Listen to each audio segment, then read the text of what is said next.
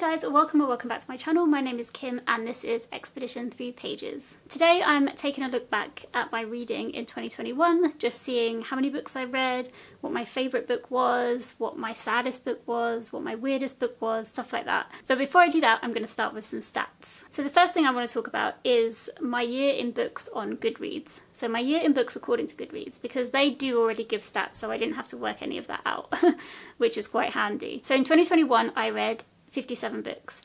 I would argue that I read 58 books, but that's because one of the books I didn't end up tracking on Goodreads because I only had about 4 pages to go, but I was literally at the end of my tether with it and I couldn't focus anymore. And I always kept meaning to pick it back up, but I never did. And that was one of the Witches books that I read for the Book Club with Hannah. I stopped reading 4 pages to the end. I need to just do it and finish it, but now I feel like it doesn't really deserve to go onto my 2022 stats, you know? I may be overthinking this a little bit. Anyway, 57 books is what it says on Goodreads. So that is technically how many books I did finish. That is definitely my best year of reading. Unless when I was a kid I read 100 books in a year, but I doubt that very much. So I had a little look at the types of genres that I was reading last year. So I put a little pie chart up here that I made. Now I categorised these books where I thought they should be. So that's not necessarily where the consensus is on some of these books. So I kind of just went with the genre where I felt like it fit the best. The genre I read the most from was, probably unsurprisingly, fantasy. 23% of the books that I read this year were fantasy books. And I think that corresponds to 13 books. So yeah, that was quite a lot of fantasy books this year. Then I read both 16% of non-fiction learning books, so I split up non-fiction from biography straight memoir, and also sci-fi I read 16% of too. Then general fiction, historical fiction and children's books I read 9% of. Memoir and bio 7%. Romance I only read 5%, and that corresponds to 3 books. I still don't know where I'm at with romance. There is one romance book which I now can't remember what it's called, but it's a romance book that Danielle from Book Car has read, and it's set at the Renaissance Fair, and I think I'm going to like that romance book. So I think I'm going to try and pick up that this year.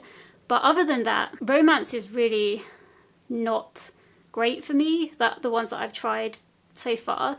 I like romance in fantasy books and I like romance in science fiction books and stuff like that, but if it's just romance, I don't generally get on with it, and I want to be able to get on with it. So yeah, if anyone has any recommendations for me with really good romance books, then do let me know, because I'd love to try and read more in 2022. And then lastly, with just 4% each, was mystery, crime and weird.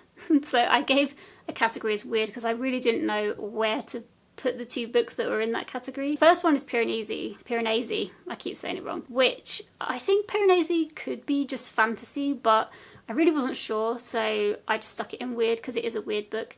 And the other one I'm going to talk about later on because it is my weirdest book that I've read this year. Okay, now let's do star ratings. So I've realised that I'm really generous with my star ratings. When I was writing this out, I thought, maybe I need to be a bit more critical when I read books. I don't know. Probably doesn't matter, but it is very generous. So in 2021, I gave 18 books 5 stars, which is a lot. I gave 24 books 4 stars. So that already is basically most of the books that I read. I gave 4 or 5 stars to, which is amazing because that means I had a good year of reading and I enjoyed most of what I read. But I do think maybe I was a bit OTT with the star giving out last year. Then 12 of my books I read I gave 3 stars to. Yeah, that's right. And then 2 books I gave 2 stars to, and then 1 book I gave 1 star to. So yeah, as you can see, definitely generous. And I think going into 2022, I really want to try to be more critical with the stars and more resistant to give out 5 stars. So for instance, I just finished my first book of the year in 2022, and it was the History of Cambodia by Captivating Histories, and I nearly gave it 4 stars, and then I sat back and I thought to myself, is this a 4-star read for you? Truly, no, it's a 3-star read. So I dropped it down. But I think that's my instinct, because I think when I do enjoy a book generally, then I feel like I should be giving it 4 stars. But actually 3 stars is not a bad rating. 3 stars is I liked it. So I need to keep that in my head, like 3 stars is not bad. The next thing I looked at was how many 2021 releases I read last year. I think I kind of screwed myself over a little bit with this because of my TBR game, TBR Trail, if I didn't finish the books for that game in a month, then I was on a book buying ban for the next month. I did allow myself to buy book club books, and if I was doing a read along, I could buy books for that, but I couldn't buy a book if I just wanted to buy a book, which was really restricting, especially towards the end of the year because I kept failing my game. So I think I was on a book buying ban for like 3 or 4 months, and I was just like, oh my gosh, I just want to buy some books. Last year I think that was okay for that to happen because I had been overdoing the buying of the books, and I have so many unread books on my shelves that that's fine. But this year I'm not going to restrict myself like that anymore because I don't want to. I do want to have the freedom of being able to pick up a new release just because I really want to. So it's not going to be a part of my new TBR game. There's going to be other consequences to the game. It's not going to be, you can't buy books. Not anymore. So that being said, I only read 4 new releases last year. But actually, I say only 4, but I think 4 new releases was actually quite a lot. It was more than I was expecting. Those were The Christmas Escape, which was one of the romances that I didn't really get on with very much. Next up was The Disordered Cosmos, which is a non-fiction book. This book definitely did have a big impact on me. I'm really glad that I picked that one up. The third book was Beautiful World, Where Are You? This is like a contemporary book that I also didn't really get on with. I guess I didn't mark that as romance. I think I put that in general fiction, but yeah, it's kind of romancy as well. But yeah, I thought it was okay. I gave it 3 stars. See, again, is okay. That should be I liked it. Did I like it? Should that have been a 2-star book? But that sounds too harsh. I don't know what to do with these star ratings. And then the 4th book that I picked up was A Vow So Bold and Deadly by Bridget Kemmerer. So that was the 3rd book in the Cursebreaker series. So I finished that series this year and I gave that 3 stars. So I did actually like that, but I didn't love it, but I did like it a lot. So yeah, that one I think I rated the right kind of rating. Okay, so I'm going to stop talking about ratings now and I'm going to get on to talking about actual books that I read. I'm going to go back to Goodreads because they do pick out some interesting stats with the books, I think. So first up is the shortest book I read. And that was How the Grinch Stole Christmas, which I read in December. Obviously, it would have been kind of strange to read it at another time, I guess. Although maybe not, I do watch The Grinch at any time of year. I'm happy for that. But this book was 64 pages, so definitely the shortest.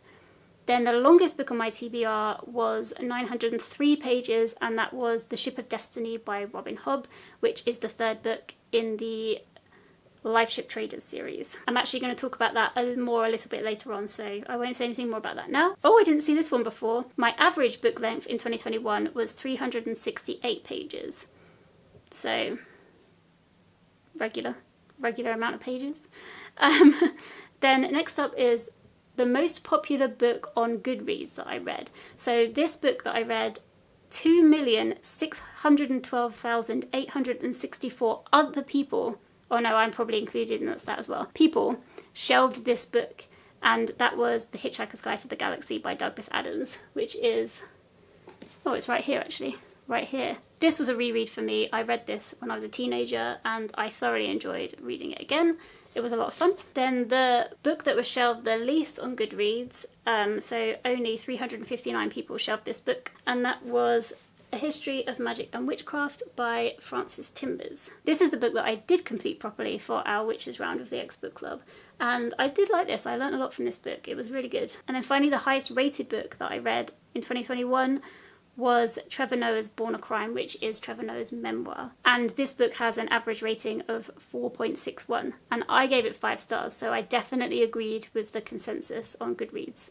Okay, then these are just ones that I just decided to do because I felt like it. So next up we've got the saddest book that I read in 2021. So technically the book that made me feel the most devastated was one of the Robin Hobb books, one of the books from the Realm of the Elderling series. I'm not going to tell you which book it was, although I did speak about it at the time, but oh my gosh, that book destroyed me. I don't think I've ever felt that upset about a book before, about something happening in a book. I was destroyed, absolutely destroyed. That was only one part of the book, so it wasn't like the whole book was sad, it was just one thing happened that made me very sad. So I'm not going to count that, and instead the book I've chosen for the saddest book I read last year is Stay With Me by Ayobami Adebayo, and this is sad. This is a sad book. In this book you're following Yejide, who is from Nigeria. So this book is technically historical fiction, I guess. I did put it in general fiction, I think, because it flips between the 2000s and, or 2008 and it starts in the 80s, I think, when you jump back. And in this book, you're following Yejedi, who is a young woman who lives in Nigeria. She has just got married to the absolute love of her life. But then once they're married and they're starting to try for a child, it is really, really difficult and nothing is happening. And in Nigeria, men are allowed to marry multiple wives. Yejedi and her husband have decided, no, we don't want to marry anybody else, we just want to be together. And so that's kind of the deal that they made before they got married. But then when she is just not getting pregnant, the relatives get involved and they say, no, okay, now her husband needs to get another wife because he has to have a child. And so they choose another wife, and the husband marries somebody else. And that's kind of how this book starts, and that's all it really tells you on the back. So I'm not going to say anything else about it specifically, but it definitely just doesn't end there. That in itself is a really upsetting situation to be in, and I can't even imagine feeling like you felt like you would get married to somebody and you would be the only person with them, and then having to kind of step aside and make room for somebody else that, you know, when you weren't expecting to, or that you don't want to do that. I can't even imagine how incredibly hard that is. But like I say, the story just doesn't stop there, and I felt like throughout the story as it went on, it just got worse. I'm not going to say anything about what happened, but honestly, I was reading it and it was just, I felt, oh God, it was just hard. It was a hard book to read, really, really hard book to read. It wasn't a bad book, so I'm not saying that in a bad way. I think I gave it 5 stars, I'm pretty sure I did. It was just sad. I felt sad for a lot of this book. Although Margaret Atwood at the front says, scorching, gripping, and ultimately lovely. So I'm wondering if I've forgotten the lovely part of this book, and I've only remembered the bad stuff, because that could quite possibly be a thing. I think I'm going to put the trigger warnings for this down in the description, so if you want to check them out. I might link to Storygraph, which I think will have some trigger warnings linked to it. Anyway, I'll see what I do, because there's just definitely things to look out for in here if there are certain things that you find upsetting. Moving on from saddest to funniest, yeah, I really wasn't sure what to pick for this one, but what I've gone for is The Martian by Andy Weir. And yeah, I did find this one really funny. I listened to this on audio and Will Wheaton narrated it, and he was really, really good. He was slightly over the top at times, and at times I was like, okay, calm down, Will Wheaton, calm down. But like overall it was really good. And yeah, you probably do know the story of The Martian already, but this follows Mark Watney, who is left on Earth? No, that would have been much easier for him. He was left on Mars when all his crewmates have escaped. They have to leave because there's this big storm, and he doesn't make it onto the ship. He gets injured, and so he wakes up and he's just abandoned on Mars, and his team have gone and left him. And so the book is him basically just trying to survive on Mars. You probably have already heard of it. So yeah, The Martian is the funniest book that I read in 2021, I think. Okay, so there's a car alarm going on outside, and I'm really sorry if you can hear it, but I think it's quiet enough that we can get on. But I'm just going to try and film anyway. And see how bad it is. Okay, next up is the scariest book that I read in 2021. Now, I don't read horror books or anything like that because I hate scary books. I just don't like reading them. I don't get that thrill that people get reading like a thriller or a scary like outright slasher book or anything like that. I just do not do well with those books. So the book that I've chosen for this one is Why We Sleep by Matthew Walker, which is a non-fiction book about sleep. So it might sound strange that I think this is the scariest book. But basically, the reason why I think it is the scariest book I read in 2021 is because I really suffer with quite bad health anxiety. And this book is all about why it's good to sleep, what exactly is going on in your brain that means you really, really, really need to sleep well in order to be healthy or to be at your healthiest. And all this stuff you kind of know, everybody knows sleep is good, but it really goes into like a deep dive detail about it all. And I found it really fascinating. But somewhere towards the end of the book, he tells you the story about this guy who, poor man, his brain, something happened to his brain, and the part of his brain that tells his body to go to sleep broke or was deteriorating. And so he ended up just not being able to sleep ever. Ever, ever, ever. No sleep for him. And it sounded terrifying, and like he did end up passing away from it in the end because there's only so much no sleep a body can take before you die. And oh God, it terrified me. That story absolutely terrified me. I never knew that was a thing that could happen to somebody. And then in the 2 weeks after I finished reading the book, I think I barely slept at all, because you know when you're told you should really, really do something it becomes very difficult to do. And because of my health anxiety, I'd be lying in bed in the middle of the night and I would start becoming convinced that I had this thing that the man had where I was just never going to sleep again. And then I would really worry that I would never sleep again or that I was deteriorate. Oh, it just went on and on. So that book I found the scariest because I couldn't handle it because of my health anxiety that I have. Yeah, so I probably shouldn't read books like that until I have that under control a little bit more. Okay, then the weirdest book that I read was The Constant Rabbit by Jasper Fforde. This book, it was really weird. I didn't like it, but I didn't not like it because it was weird. I didn't like it because I didn't enjoy Jasper Fforde's humour. It really just isn't my kind of thing. I don't know how to explain it. I want to say it's like punny, but it's kind of, I don't know if that's the right way. There's very silly humour, and sometimes I like silly humour, like I like The Grinch, I like silly humour, but that just wasn't, his kind of humour just wasn't on my wavelength. Also, I think he makes a lot of jokes that goes right over my head. Like, I don't know enough about the world to understand a lot of his jokes, I don't think, so that probably didn't help. So that's why I didn't like the book, but it was weird because the whole concept of this book is imagining a world where something happens one day and all the rabbits in this town, and I think in other places around the world, but I don't think everywhere, from what I can remember. I read it a long time ago. But something happens which means that all the rabbits anthropomorphize, so they turn into like humans, and they can now converse with humans, they can now speak English, they dress in clothes kind of, and they're living alongside humans. Then he used that kind of concept to talk about racism and to talk about the small village and how they react to rabbits living amongst them.